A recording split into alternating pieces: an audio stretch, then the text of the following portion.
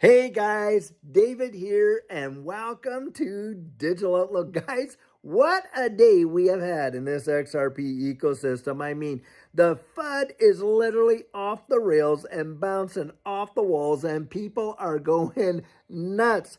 And earlier today, I just had to post that video of I want my XRP, and I sure hope you enjoyed that because the truth is, guys, when you least expect something to happen, boom, that's when it does. And in fact, reading a bunch of articles of a lot of TA guys that are saying the same thing. In fact, I got one article here by Greg Crypto, and he's talking about, hey, listen, if you bought there at like $3, guys, you don't even know what's coming. It's going to blow your mind. I have been there to see this happen when, you're just watching the whole thing tank and tinker along. You think nothing's going to take place, and all of a sudden, pow, the thing blows off into literally outer space. Watched it happen before.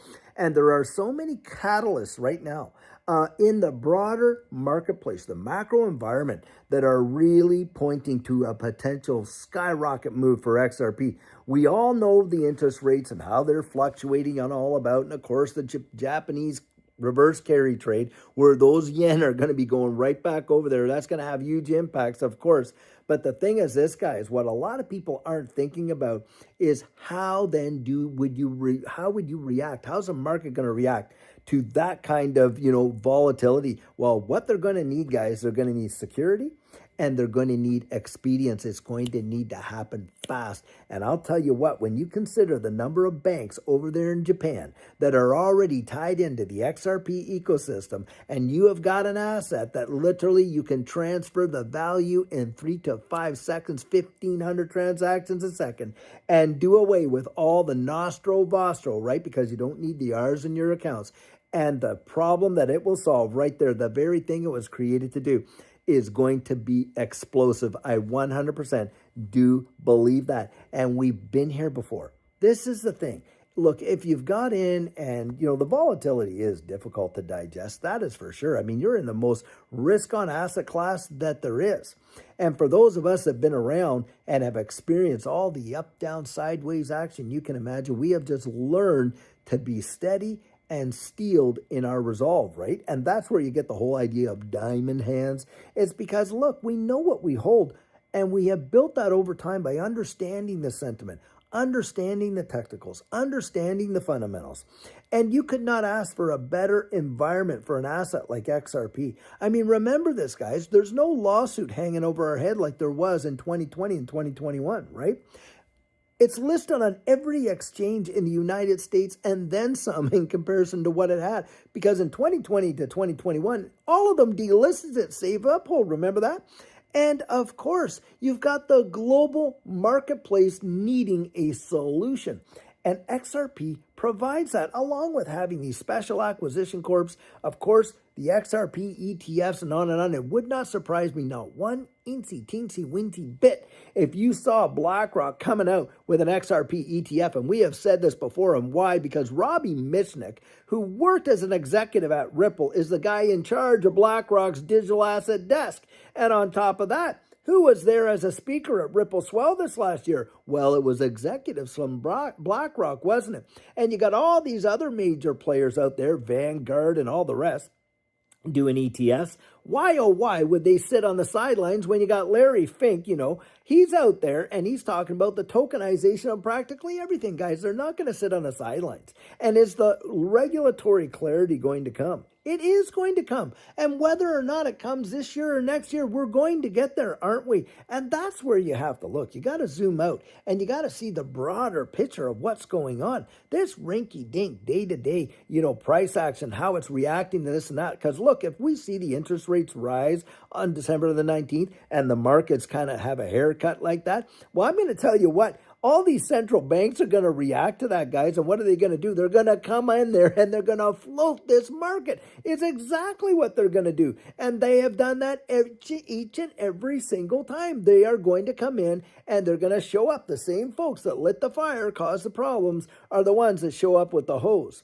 And that's what's going to go down. And we will see something I think most people can't even imagine. In my mind, in my estimation, we're going to watch this asset right here take off like a rocket ship. And that's why I put that video out there, because I genuinely do believe that. That's where my confidence comes from. That's where our conviction comes from. You need to get out there and truly understand it for yourself. Now, read these articles. I'm putting the links right down in there. You can see it for yourself. Where are they getting this data that they're able to be so confident on what their expectation is? And why do they believe what they believe? Because it isn't just what they say and what they believe, but why? Why are they believing that? Why do you hear folks like Jake Claver saying what he says? Where's he getting that information? And why do I believe and get out here day after day and share my 100% biased opinion with you? And if you think that we are just sitting down with just a few little coins over here, guys, I'm going to tell you something.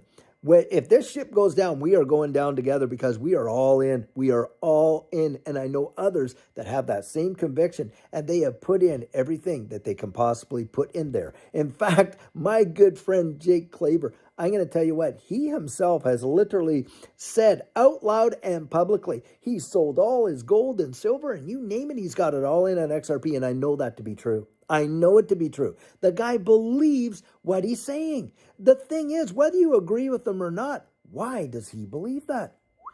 That's what you want. The why is more important to me than the what. And we've got our why. What I'm trying to encourage you is get your why. Get your why you're believing this. Don't just believe it because you heard it come from me, or you heard it come from Jake, or you heard it come from Zach, or you heard it come from Mikkel, or whomever you heard it from. Don't do it just because of that.